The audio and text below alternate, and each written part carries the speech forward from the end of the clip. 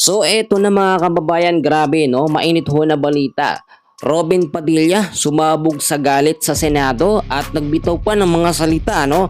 Handa daw siyang mag-resign no kasi inaakusahan ho siya dito sa Senado. So pakinggan nating mabuti yung galit ni Robin Padilla at yung sagot po ng mga senador no at ng Senate President sa kanya. So kung makikita nyo, matindi ang mga binitawang salita dito ni Robin Padilla. Resign ngayon na kung gusto ninyo. Huwag niyo akong siraan.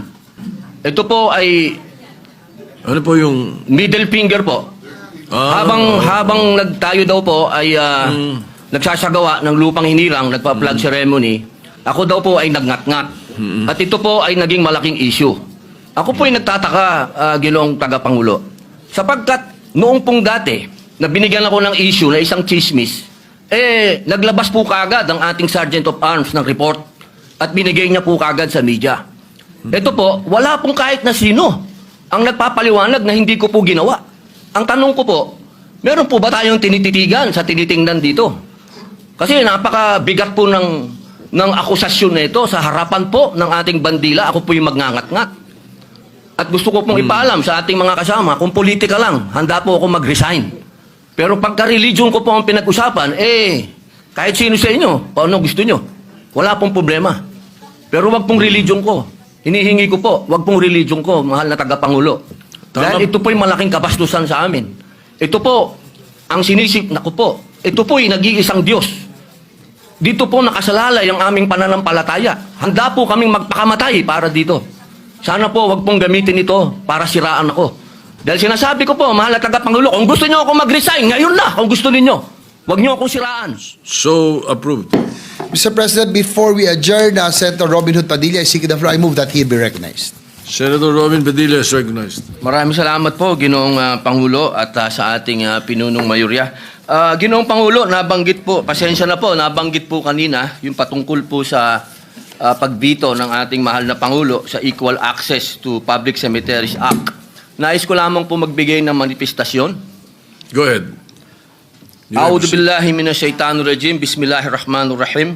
Alhamdulillah rabbil alamin. Bismillahi wassalatu wassalamu ala rasulillahi. Assalamualaikum warahmatullahi wabarakatuh.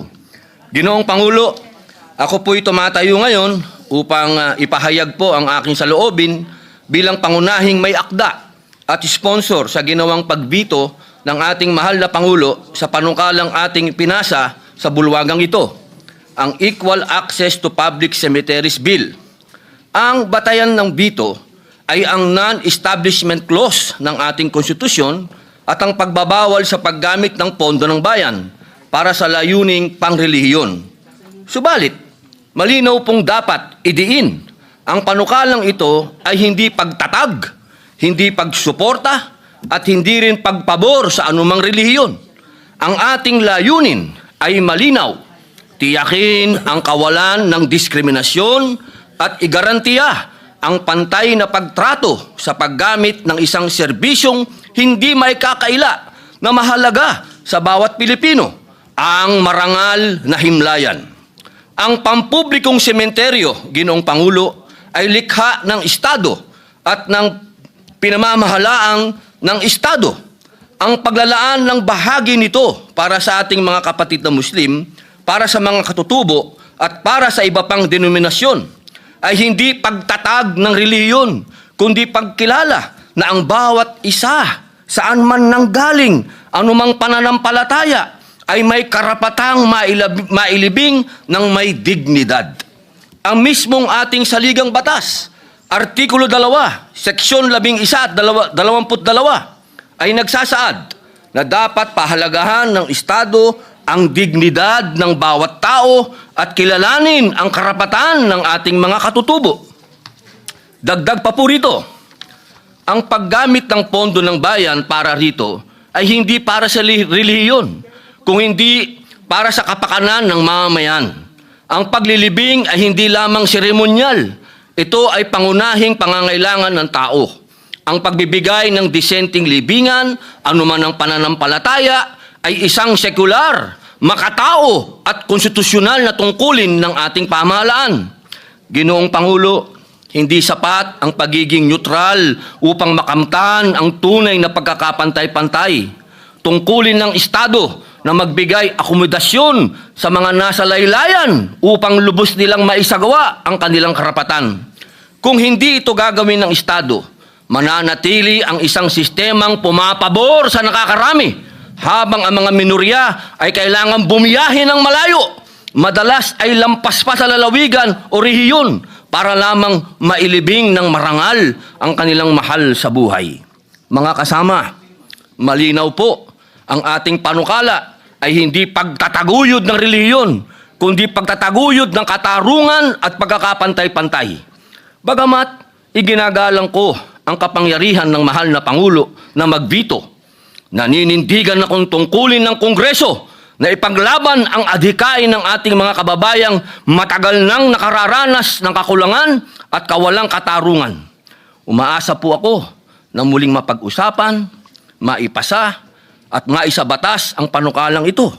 Isang panukalang makatao, makatarungan at higit sa lahat, tunay na konstitusyonal. Maraming salamat po, Ginoong Pangulo. Majority Leader. Mr. President, Senator Bamakini is likewise seeking the floor. I move that he be recognized. Senator Bamakino is recognized. Maraming salamat, Mr. President. Would the gentleman from Camarines Norte yield to a few questions? Opo.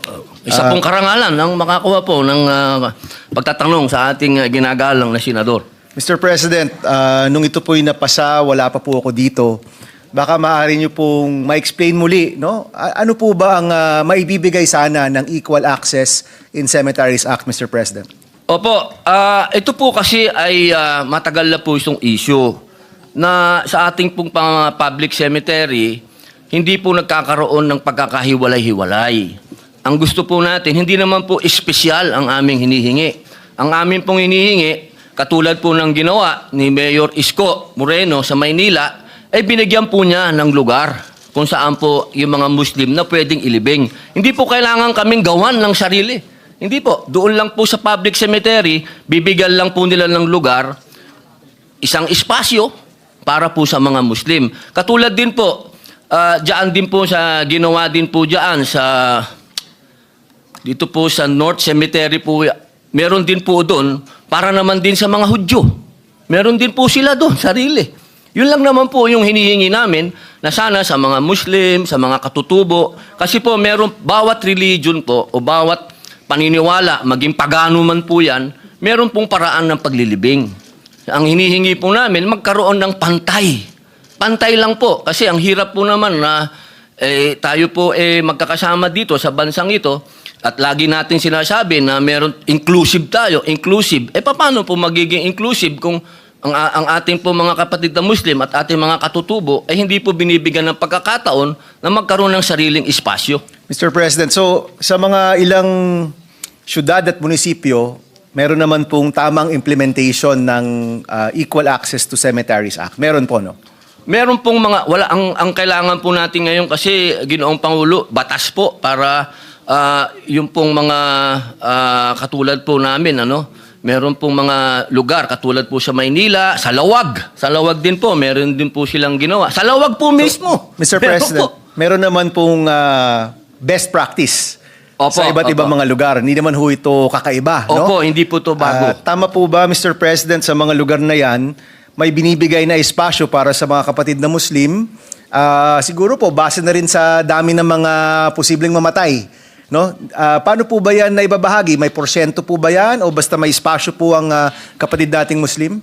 Maganda po sana, kasi po ngayon, Ginoong Pangulo, mapapansin niyo po, basta bawat palengke sa lahat ng sulok po ng Pilipinas, makikita niyo po, nandiyan ang mga maranaw. Opo, hindi na po yan kakaiba sa atin. Basta po may palengke, may maranaw po dyan. Kaya po hinihingi natin, halimbawa po, sa bawat lugar po sana, mabibigyan lang po sila ng, kasi meron naman po yan census . Alam naman nila kung ilan yung nandoon na Muslim, mabigyan lang po ng espasyo. Yun lang naman po. Kumbaga po, Mr. President, depende sa lugar. Kung 10% ang kapatid na Muslim doon, sana sa public cemetery, may 10% rin doon nakalaan para sa kapatid na Muslim. Inshallah, opo, ganun po, Ginoong Pangulo. Opo. Mr. President, parang di naman po yan masyadong mahirap, no? Maaari niyo po bang maulit bakit po ito na-veto ng Presidente? Meron daw po kasi sa konstitusyon na hindi daw po pwede magpondo ang ating estado sa mga, alam niyo po, yung pa sa religion, ganyan po. Pinapaliwanag nga po natin na hindi po ito para sa isang religion lang. Ito po ay para po sa mga tinatawag po natin nasa laylayan na wala pong capability. Na kanila po, ang sabi po kasi dyan hayaan na lang, kawawa naman nga yung ating mga kababayan na Muslim, pero ganun talaga, ibabiyahe na lang magmula. Kung ikaw ay nataga Maynila, ibabiyahe mo pa, isasakay mo ng eroplano, makauwi ng Lanao o makauwi po ng Sulu, ay napakalaking gastos po noon, Ginoong Pangulo. Opo. Ang hinihingi lang po natin ay maliit pong espasyo. Opo, Mr. President, I agree with the gentleman from Camarines Norte. At ipapalala ko lang po, meron tayong mga batas sa Muslim holiday, Catholic holiday, no? So hindi naman po bago na magkaroon ng mga batas na may tinutukoy o may pinapaborang relihiyon sa ating bansa. At sa ating mismong constitution, meron pong reference to the Almighty, no? So meaning sa constitution po natin, meron din namang pagpapahalaga sa mga relihiyon at pagpapahalaga sa Diyos na may kapal, no? So hindi naman ho ito kakaiba. Mr. President, panghuling tanong, ito pong equal access ay para lang po ba sa mga kapatid na Muslim or para rin sa iba't ibang klaseng relihiyon po siya? Opo, malinaw po doon sa ating Ginoong Pangulo. Ang delegate po natin doon, equal access po ito sa Muslim, sa mga katutubo po, kasi meron din po silang paraan ng paglilibing at doon din po sa ibang denominasyon, sa ibang religion po. Maraming salamat, Mr. President, at kung susubok po kayo mag-refile, we will support, Mr. President. Maraming salamat po. Thank you. Senator Risa Ontiveros is recognized.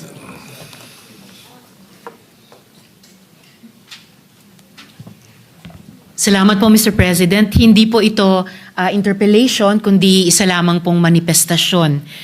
Mr. President, we respectfully manifest our support para sa chair sa gitna ng veto sa kanilang bill. Ang paglalaan ng special burial areas para sa ating mga kapatid na Muslim at katutubo sa mga public cemeteries.